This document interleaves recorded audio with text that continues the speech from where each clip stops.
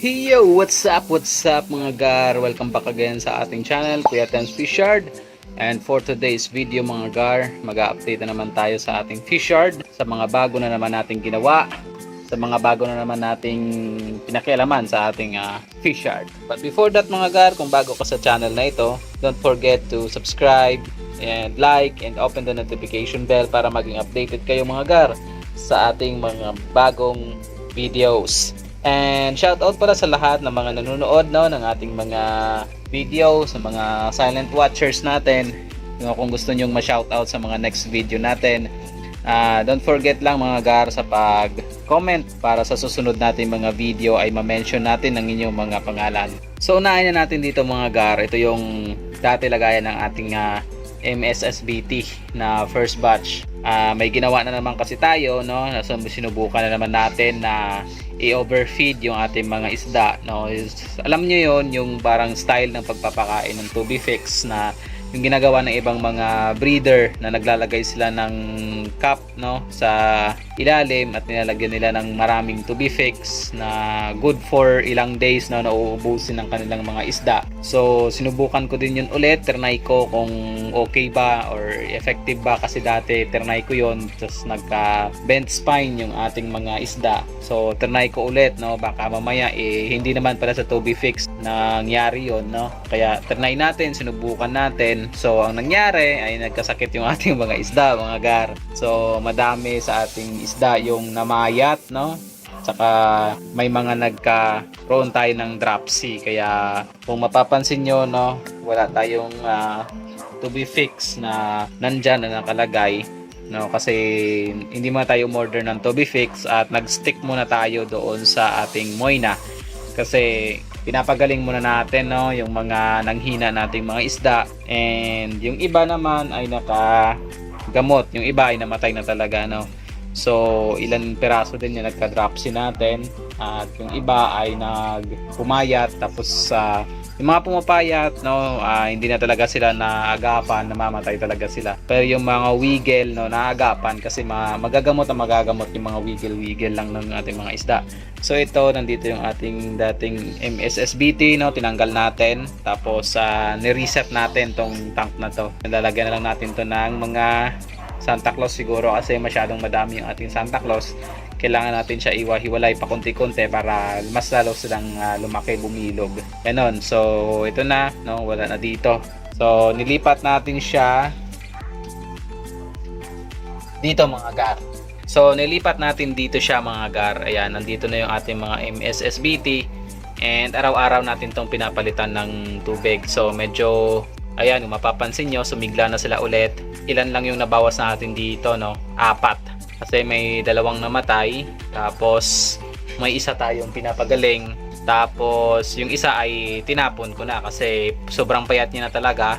Sa tingin ko ay hindi na siya maagapan kaya tinapon ko na lang. Wala na rin kasi siya Pag gumaling siya, useless na lang din.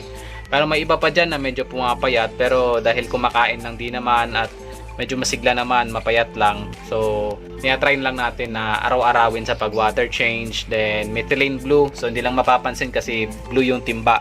Dito natin dati nilalagay yung parang filter, no, ng ating Tubifix. So, wala tayong Tubifix. Dito muna natin siya nilagay. Nilagyan natin to ng methylene blue. Hindi lang mapapansin kasi blue yung ating timba. Tapos, siyempre salt, no. Tapos, araw-araw natin silang wina-water change. Ayan.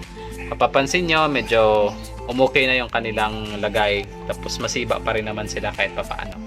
Then dito naman mga gar, diba dati, dito nakalagay yung ating mga, ito pala yung ating ibang nilalagyan ng methylene blue. So meron dyan na full gold at saka isang MSSBT. Pero hindi ako sure kung makakasurvive pa to. So tinatry lang natin, sayang din kasi. Tapos dito dati, diba, nakalagay yung ating full gold ng mga male. Dito dati natin nilalagay yon. So tinanggal natin mga gar. Kasi napapansin nyo, no, malinaw yung kanyang tubig kasi ni-reset natin. Tinanggal natin lahat ng full gold na nandito kasi nga humina din sila. Humina din yung full gold na yon. So tinanggal natin lahat ng mga male na full gold. Then pinalitan natin ng medyo maliliit. So ang male na full gold na nandito ay nilipat natin dito. Yan. Then dito dati yung ating Tubifix, 'di ba? So nilipat natin sila dyan and nakaano din to, methylene blue and asin. Tapos araw-araw din to water change. So mapapansin nyo, ayan na, medyo masigla na sila and gumaganda na sila mga gar. Ayan. So nakabawas tayo dito ng isa, yung nandito yung sinasabi kong full gold. Ayan, pumayat talaga siya. So tinanggal natin, lagay natin siya dyan. Then may isa ding namatay, no? Or basically hindi naman talaga namatay yon. Pumayat lang siya ng sobra kaya tinapon na rin natin. Discard na lang din natin kasi useless na rin siya. Hindi na rin yun siguro maagapan kasi nga sobrang payat na talaga.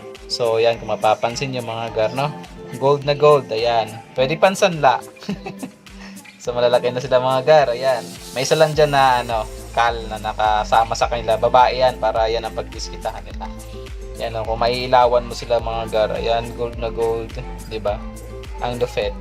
Ayan, yan ang ating full gold. So 13 yan sila. May nasamang maliit, pero the rest ay tingnan niyo naman, solids. Ayan. Tapos ito, mga gar, kung mapapansin nyo, wala na yung mga halaman at yung lumot, no? Kasi ni-reset din natin to mga gar. Tinanggal natin yung mga isda, no? Yung tubig tinanggal din natin hanggang half. Tapos nilagay ko muna sa palanggana. Tapos tinanggal ko lahat kasi nga napapansin ko na parati nagkakasakit at may napapansin ako na pailan-ilan na minsan namamatay isa, no? Naabutan ko na lang, kinakain na nitong mga snail. So ang ginawa natin ay tinanggal natin yung mga isda, tapos nag-iwan lang ako ng tubig na konti, tapos tinanggal ko yung mga plants, no, na nakalagay sa loob. Tinanggal natin. Tapos mga bato, no, tinanggal din natin. So wala na talaga siyang substrate. Ito na lang, iniwan ko yung parang bato na may halaman. Tapos yung hair algae, iniwan ko din. Ayan. So tatlo sila, ginanon ko. And pinagsusort ko na naman by sizes. Ito ay 19 pieces na halos same sizes lang. Pero babawasan ko pa yan kasi may mga bakante pa tayo ng mga lagayan para masolo nila, no. Plano ko lalagyan ko lang to ng 10, no, 10 lang. Tapos ito na mga maliliit, actually lang to sila dito 11 lang to sila. Okay na yan dyan siguro. Tapos ito, alam ko nasa 15 to sila. Mga halos same sizes na sila, no. Kasi sinort ko na yung mga malalaki dito, no, nilipat ko dito. So sa mga malalaki din dito, nilipat ko dito. Tapos yung mga maliliit niya, ito yung nandito ngayon. Yan. Ito yung mga maliliit talaga natin na mga full gold, no, na same batches lang naman, kaso siyempre naaagawan kasi sila parate.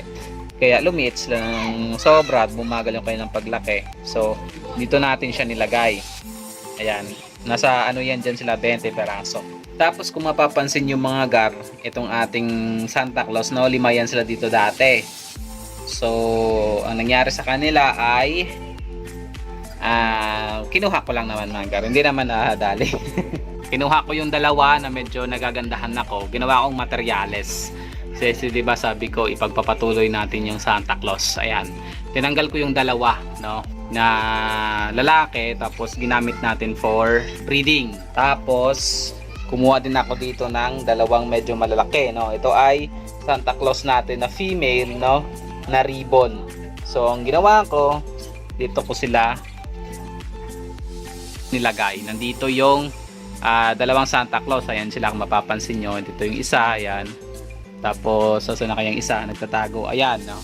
Yan silang dalawa, no. Yan kasi ang medyo nagagandahan talaga ako kasi yung isa, yung kanyang ear ay dilaw na, no. Dilaw na yung kanyang ear. Tapos itong isang lalaki, maganda din yung kanyang ear, papadilaw na rin. Tapos based dun sa 5, parang ito yung napili kong nagagandahan ako. Tapos kumuha ako ng medyo malalaki na, no, na Santa Claus na ribbon na babae. So non-ribbon na lalaki, tapos ribbon na babae. So ang target ko dyan ay makakapagpalabas ako ng magagandang mga ribbon talaga na Santa Claus. Kasi yung mga Santa Claus natin na ribbon hindi nakapaglabas ng lalaki na medyo maganda, no. Halos iisa lang pero nagkasakit pa nga tapos gumaling.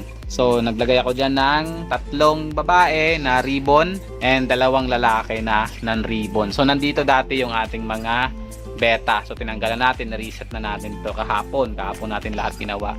Tapos dito naman, dito dati yung ating ribbon jeans, no, na ABT, tinanggal natin, tapos nilagyan ko ng 3, hindi ko alam kung magwo-work ito So nilagyan ko siya ng 3 non-ribbon na babae tapos isang ribbon na lalaki. Hindi ako sure kung makakapagsundot itong ribbon na ito. Siya yung nag-iisa nating ribbon na Santa Claus na lalaki, no, na naiwan kasi hindi ba nagkasakit yun sila, namatay. Ito nagkasakit din to pero gumaling and gumanda na siya ngayon kasi nga sineperate natin siya dito sa ditong galon, no.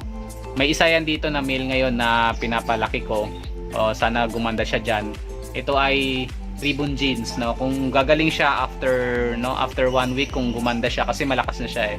Kung gaganda siya o lalaki ng kaunti, isasama na ko na yan siya dito para makatulong sa pagsundot nitong mga non-ribbon na mga female, no, na mga Santa Claus na pinili ko magaganda. Ayan, mas nagagandahan ako at saka malalaki. Kasi hindi ko pwedeng ibalik ito sa mga kapatid kasi ito dito ko sana ilalagay kaso magkapatid yung dalawang yan. Saka ito baka pumangit ng labas, no. So krinos ko siya, ribbon na lalaki tapos yung non-ribbon na babae. Sana makapagpalabas tayo ng ribbon dito tapos ribbon din dito. Tapos ipag-cross na lang natin para makapagpalabas talaga ng ribbon na Santa Claus. Kasi nga, yun dati ang binili ko, sobrang mahal. Kaso nga siguro dahil masyado ng inbreed, no, hindi na gumaganda yung mga lumabas na mga anak. Kaya try tayo mag-produce ng sarili, no. At least nagagandahan pa din naman ako sa ating mga ribbon. So, yung nandito, no, yung nandito na ABT ay nilipat natin dito kasi nga dalawa lang naman sila tapos parati pa sila magkalayo, ang tagal magsundutan. So lipat muna natin dito para baka mamaya mas bibilis yung kailang pagsundot. So ang beta natin nandito na sa ilalim, no, galing dun sa taas, no, nilipat na natin sila dito. Ayan, kung mapapansin yung mga gar, no, medyo malalaki na rin pala sila, may pailan-ilan lang na maliliit. So try natin yan ihiwalay, no, sunod pagka may time ulit tayo, tanggalin natin yung mga maliliit para hindi sila masyadong maagawan ng mga malalaki. Iba-iba yung kanilang mga kulay kasi nga crossbreed ito. Crossbreed siya ng FCCP na red base tsaka KND, no, na female. Kaya yan, iba yung nilabas ng iba-ibang kulay pero isa lang ang parent. At least maraming pagpipilian. Actually binibenta ko nga to eh. Binibigay ko lang 30 pesos isa. Hindi ko kasi napipicturan at saka minsan kasi nawawalan din ako ng oras. So, kung makapanood nyo itong video na to at gusto nyo magbeta, no, maganda itong pang start. Kasi maganda kasi pag start, yung hindi mo siya daw munang mamahalin para pagka, siyempre nag-aaral pa lang. Ganun. So, yan ang mga bago natin ngayon na ginawa dito sa ating fish yard. So, sa susunod mag-update ulit tayo, no, pag nakapag-video ulit tayo. Kasi mayroon pa tayong mga ibang ginawa pa. No, pero hindi na natin masyadong pahabain yung video kasi nga sa susunod na naman. So, yun na lang muna mga gar, yung ating update dito sa ating isdaan. Sana ito ay mag-produce ng magandang mga anak at saka ito, no. Aasahan natin tong mga to. Alagaan natin sana hindi magkasakit. Dahil siyempre bagong area kasi medyo open. Ayan, nauulanan yan sila pagka masyadong malakas yung ulan. Sana okay lang sila mga gar. Ang ganda, oh. Ayan, 'di ba? Yung ating Santa Claus. Ayan, oh. Ganda ng mga female, 'di ba? Ayan. Yun. So, yan na lang muna mga gar. Hanggang sa muli, Kuya Tems Fish Yard. Fish out.